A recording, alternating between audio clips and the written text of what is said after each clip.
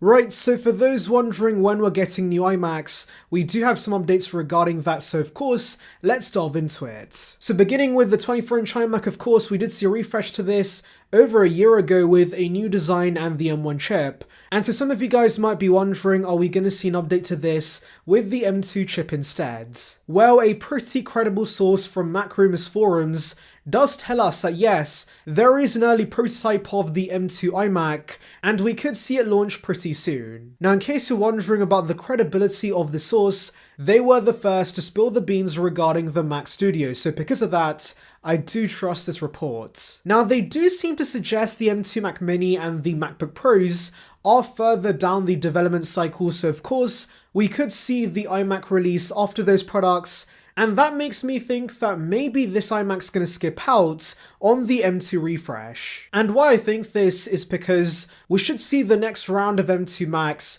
launch in spring 2023. So of course, releasing anything after that, especially with the base M2 chip, is a little risky because Apple's plan right now seems to be upgrading the base M series chips every 12 to 18 months, and considering the base M2 came out at WWDC 2022, I doubt Apple wants to release another M2 Mac a year after its debut. And so yes, unless we see this iMac launch with the rest of the M2 Macs in spring, I doubt Apple's going to launch any M2 refresh, and maybe they just skip to debuting the M3 with this iMac instead. And why I think this is because ultimately the iMac's not a big seller for Apple, it's a very niche product.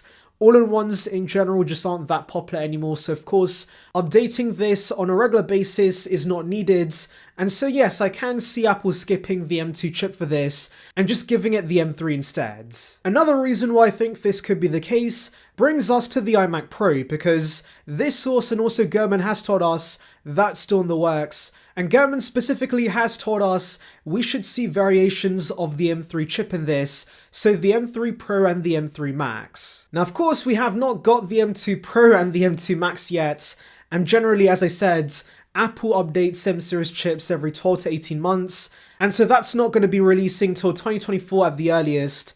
And so maybe Apple wants the base iMac and the iMac Pro's release to be closer to each other so that of course they can have the same family of chips. Since it would be pretty odd if Apple was to launch an M2 iMac at WWDC or in the fall of 2023, and then of course they launch the iMac Pro with variants of the M3 chips. So yes, once again, unless we see the base iMac launch with the M2 chip with the other spring M2 Macs, I doubt we'll see an M2 iMac launch, and instead the 24-inch iMac should be one of the first Macs to get the base M3 chip. And yes, I know they are testing an M2 iMac, but of course, the final product can use a completely different chip. For example, iMac Pros were being tested with the M1 Max, and I doubt Apple's going to launch any new M1 Max. Also, the Mac Mini was being tested with the M1 Pro chip.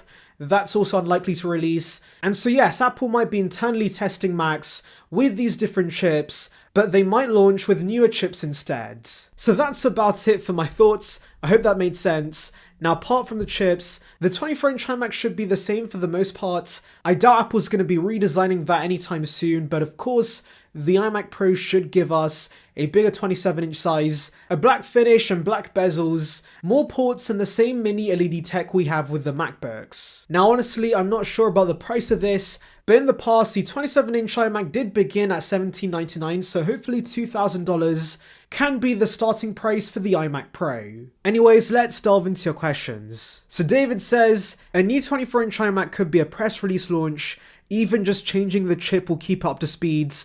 Leave it too long and it starts to get behind the competition unless they give it a price cut. Now regarding the first point, yes, I could see a press release for this 24-inch iMac because it is ultimately a spec refresh. There is not going to be a design change for this. However, regarding the second point that we could see this iMac fall behind the competition, I don't think that's going to be the case because all-in-ones in general aren't very popular in the first place, and so Windows manufacturers don't update their all-in-ones on a regular basis. For example, the Surface Studio, which I know is a professional all-in-one machine, but of course, Microsoft only just gave that new specs after not touching it for 3 to 4 years, I believe. And the spec upgrades in the first place are not that major, so of course, I think the M1's still plenty good, and for the small market this iMac caters towards, M1 is still solid. Since do remember, this iMac's purpose is to be a basic computer for the home, so the most people are going to do with this is web browsing and watching videos, and for that the M1 is still very good.